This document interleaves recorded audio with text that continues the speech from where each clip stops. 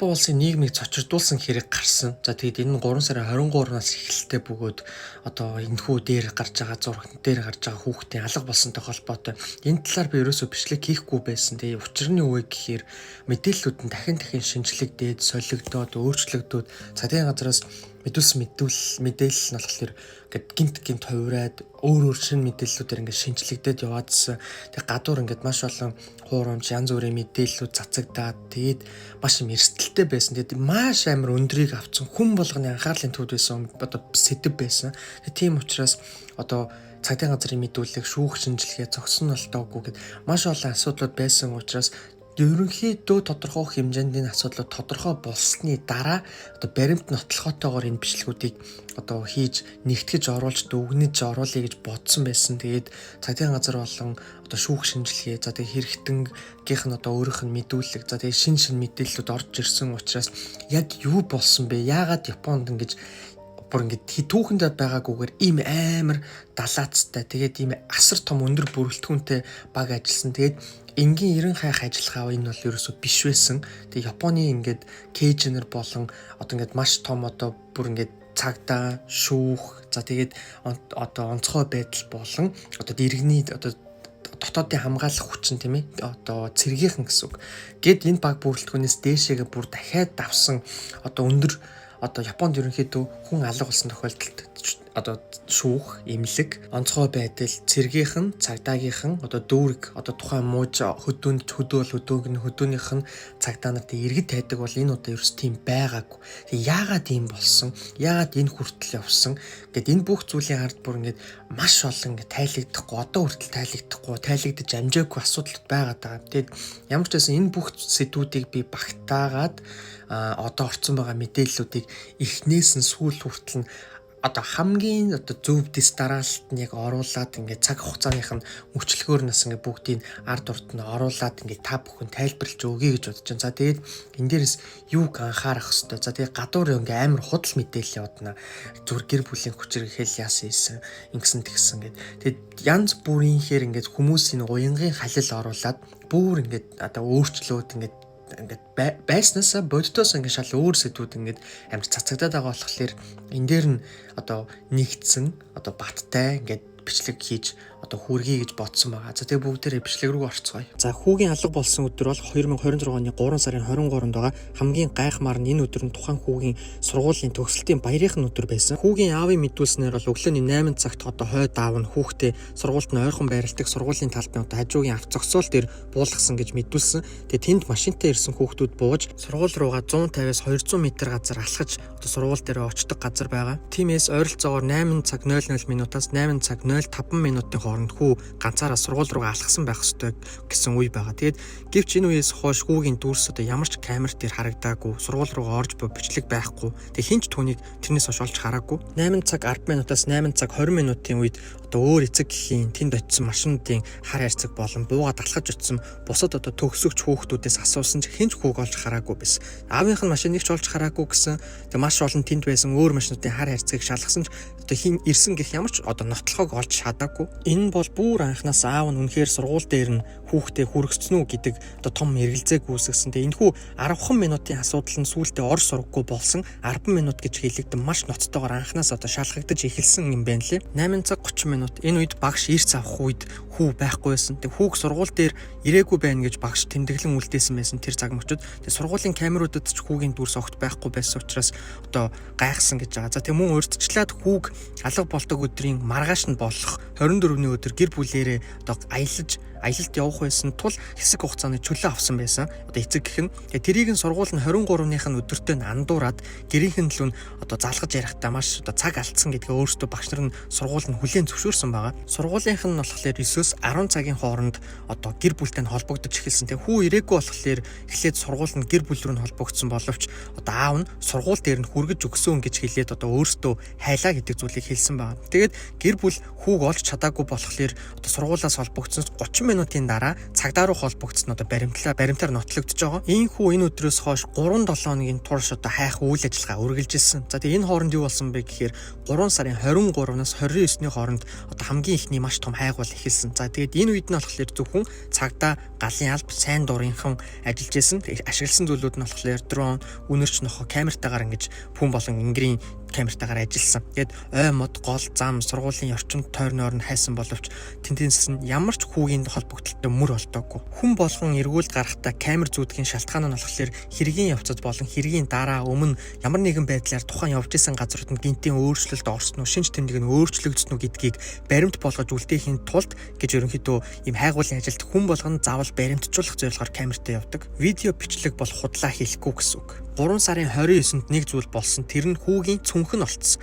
Гэрээс нь сургуулийнх нь эсрэг чиглэлд 3 км-ийн зайтай уулын бүсээс олцсон. Энд нэг маш том алдаа гарсан. Тэрний үгийг гэвэл тухайн газраар хайгуулын багийнхан хид хідэн удаа хайлт хийхэд юу ч олдоогүй байсан. Цүнх олцсноос болоод бүх хайгуулын багийнхны ингэрдэх бичиж хурааж байсан камерын бичлэгүүдийг шалгаж үзтэл яг тэр газар нь өмнө нь байгаагүй гэдг нь нотлогдсон байгаа. Тэр байтугай бороотой өдрийн дараа олцсон болохоор хуурайгаараа байсан бүр сэжигтэй санагдсан байгаа. Хуурайгаар байх ямар ч боломжгүй, заавал норсон байх ёстой гэж цагдаа нар үзэжсэн хэрвээ тэнд өмнө анханасаа байсан бол. Энэ нь дараа нь хин нэгэн хүн авчирч тавьсан гэх эргэлзээг үүсгэсэн. Үүнээс болж Японы хүнд гэмт хэрэгтэй тэмцэх тусгай багийн хайгуулын баг болон тусгай мөрдөгч нартай хамтран хайгуулын баг хайгуулаа улам өргөжүүлэн ажиллаж эхэлсэн байна. Яг энэ мөчөөс эхлээд Япон даяар энэ хэргийн талаар маш анхаарч эхэлсэн. Яагаад гэхээр тусгай мөрдлөгийн баг болон шүүх шинжилгээ тусгай мөрдөгчнөр хайж эхэлсэн гэдэг нь болохоор энэ нь өөрөө гэмт хэрэг, зүгээр л хүүхэд алга болсон хэрэг биш гэдэг нь нотлогдсон.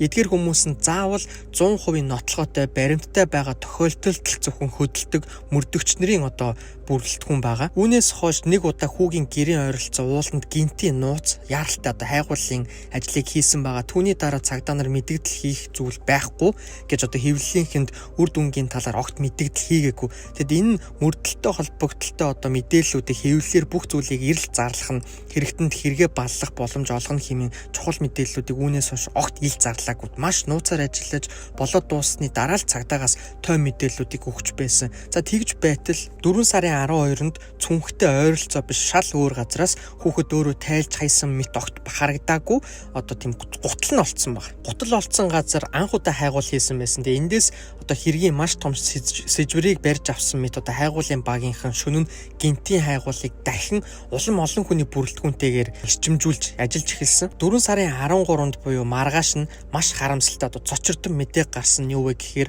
цогцос олдлоо гэсэн. За тэр нь болохоор цогцос нь алга болсон хүү мөн энсхийг яг таних боломжгүй. Гэхдээ шинж тэмдгүүд нь бол мөн байна гэж илэрхийлсэн байгаа. Гуталгүй байх гэх мэтчлэнгээр. Олсныхоо дараа шүүх шинжилгээнийхэн шинжилж үзээд энийг тухайн алга болсон хүүг мөн байна гэдгийг баталсан. Цогцсон олдсон газар нь болохоор хотын ойролцоох ой модонд байсан. Хүн бараг явдаггүй газар, орон нутгийн иргэд өдөр бүр явдаг ч өмнө нь юу ч байгаагүй гэж ярьсан. Тухайн газар нь ихэвчлэн хог шатаах зорилгоор 7 хоног бүрийн хагасан өдөр нутгийн нэг өвөө очдогч байсан ч гэсэндэ энэ бүх хугацаанд огт тэнд тийм зүйл байгаагүй гэдгийг баталж хэлсэн. Энэ нь дахиад л цогцсыг дараа нь авчирч тавьсан байх магадлалыг улам баталгаажуулж өгсөн. Үүний дараа төд удалгүй цагдаа нар энэ бүх хугацаанд олсон бүх баримт нь хойд аавынх нь эсрэг байгаад байсан тул цагдаа нар аавыг нь түр баривчлан мэдүүлэг аван байцаах үйл ажиллагааг явуулсан. Улмаар хойд эцэг нь би хүүг хөнөөсөн гэж өөрөө мэдүүлэн хэрэгээ хүлээсэн. Хүүг хөнөөхтэй сургууль руу авч явж буй нэртэйгээр цаашаа өөр газар руу анханасаа багаажин дахин даалдалд авч явсан гэж мэдүүлсэн байгаа. Тэгээд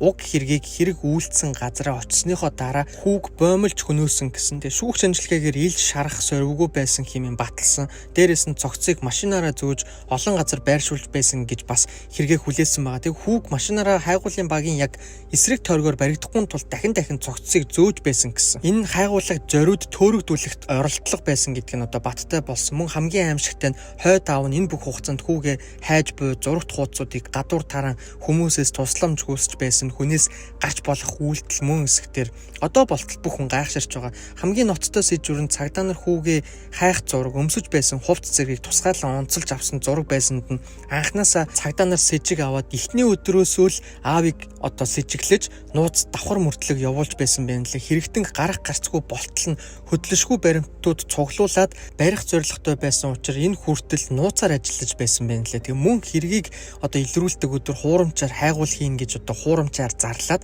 боддоор яг эсрэг зүгт нь хайгуул одоо хийсний үр дүнд цогцсыг уулаас олсон юм байна. Цагдаа нар анханасаа л гэр бүлийн гишүүн оролцсон байж болцшгүй гэж үзэн тиймээс л мэдээллийг маш болгоомжтой гаргаж хит эрт мэдээлэл гаргавал сэжигчний үйлдэлд одоо нөлөөлөх эрсдэлтэй гэж үзэж байсан одоо хэмээн хамгийн сүлд мэдээлэл хийсэн байгаа. Хэрэгтэн илрүүлээд гэрт нь одоо нэгжлэг хийтэл одоо хайлуулах зориулалттай бодис илэрсэн гэх мэт ноцтой мэдээллүүд гараад байгаа. Тэгээ мөн гутал болон одоо цүнх олцсон газрууд нь хойд аавынх нь гэрээсээ ажилдаа явдаг маршруттай яг ижилхэн байсан тул камер байдаггүй газруудыг маш сайн мэддэг. Хаана яаж тавих, хизээ тавихаа бүр анханасаа маш нарийн төлөвлөсөн одоо зүйл болох нь бол ерөнхийдөө цагдаа нарын мэдээллээс батлагдж байгаа. Хамгийн сүүлийн мэдээллээр болохоор хойд аав нь хүүг хөнөөсөн газраа гутлыг нь үлдээгээд албаар цаашаага хүүхдийг цогцсыг багаажиндаа хийгээд зөөж явж исэн гэж байгаа. Тэгээ оройн бас ингээд цагдаагийн асуудлууд бүх юмнууд хүндрээд эхлэнгүүт хүүг оройн дахиад өөр газар руу ингээд дахин зөөж цагдаа байхгүй уулуудаар ингээд зөөж исэн гэж өөрөө мэдүүлж байгаа. Яагаад гэдэг нь одоо хүртэл 100% тодорхой болоогүй ч гэсэндээ өөрийнх нь хийснээр болохоор би хөнөөсөн, тэгтээ би буруугүй, би ямар буруу зүйл хийсэн юм уу гэдэг зүйл хэлж байгаа. Тэгээ яагаад вэ гэд энийг нь судлаад хуучин түүхүүдийг нь ухаад үзсэн чинь болохоор алга болсон энэ хүүхэд болохоор энэ хойд аавыгаа чи миний төрсөн аав биш гэх мэтчлэнгээр зүйлүүд хэлжсэн. Энэ хүнд маш том сэтгэлийн дарамт бага насных нь өвчин сэтрээсэн байх магадaltaй гэж үзэж байгаа. Энэ хүү хойд эцэг нь болохоор бага наснда дарамтанд орж исэн болон 10 жилдээ бас тийм жижиг сажиг асуудлуудтай байсан гэж ерөнхийдөө мэдээллүүд нь гарч ирж байна. Тэгэд хэрвээ үнэн бол бага наснд нь байсан сэтгэлийнхэн тэр трама ямар нэгэн зүйл нь хөдөлсөн. Тэгэд энэ хүний төвчээр нь сэтгэл зүйн хувьд ингээ хамгийн хязгаартай тулцсан байсан учраас энэ хэргийг ингэж ийм зоригтой үйлдэхэд хүрсэн. Тэгээ бас цоо ирүүл хүн биш гэдэг дээр ерөнхийдөө хүмүүс бараг итгээд байгаа. Дүгнэлт тесрэгөө ингээд орох юм бол хэргийн талаар нарийн мэдээллүүдийг одоо олон нийтийн сүлжээнд хэрэг илэрхээс өмнө хэвлэл мэдээллийнхэн олж авсан мэдээлэл олон нийтэд цацахгүй байх. Аль эсвэл одоо цагдаагийн албанаас нарийн мэдээллүүдийг нийтэд өгөхгүй байх нь хэр чухал вэ гэдгийг одоо ойлгож харж болж байна. Мөн хэрэг илэрхээс өмнө олон худал мэдээлэл тарсан. Жишээлбэл аав нь хятад хүн байсан гэх мэтчлэн энэ мэт нь болохоор нийгмийг маш их бухимдалд хүргэдэг. Яг энэ хүн болохоор хятад хүн байсан гэдэг мэдээллийг нь Тайванд гарсан хуурамч мэдээлэлээс болоод өдөрт 5-6 сая хүн үзснээс болоод тэр мэдээлэл нь Японд орж ирээд хүмүүс тэр нь 100% итгэсэн байна лээ. Тэгээ сургууль нь хэрвээ хүүг ирээгүй байхад нь мэдсэн даруйдаа гэрлүүн ярьсан бол аав нь айсандаа хэрэгээ гүйцэж чадахгүй байх ч боломжтой байсан. Тиймээс сургууль талаасаа үүн дээр маш том уучлал хүссэн байгаа. Багш нарын болон хүүхдүүдийн одоо аюулгүй байдал бол гэр бүлийнх нь талаарх асуудал дээр улам нухацтай хандах ёстой юм байна. Үнэхээр уучлаарай хэмээн мэдгдсэн. За тэгээд энэ бол одоо хамаг чадлаа гаргаад энэ хэргийн талаар товчлсон бичлэг одоо боллоо. Тэгээ та бүхэн өөрсдөндөө төрсэн сэтгэлдлээ доор үлдээгээрээ өөрт төрсэн сэтгэл хөдлөлөө болон энэ хэрэгтэй холбоотой өөрийнхөө бухимдал болон төрсэн одоо мэдрэмжээ аль болох дараад энгийн тайван байдлаар одоо оруулж ярих гэж та бүхэнд одоо хичээлээ. Тэгээ та бүхэн өөрсдөндөө одоо төрсэн сэтгэлдлээ дахиад комент хэсэгт хуваалцаарай.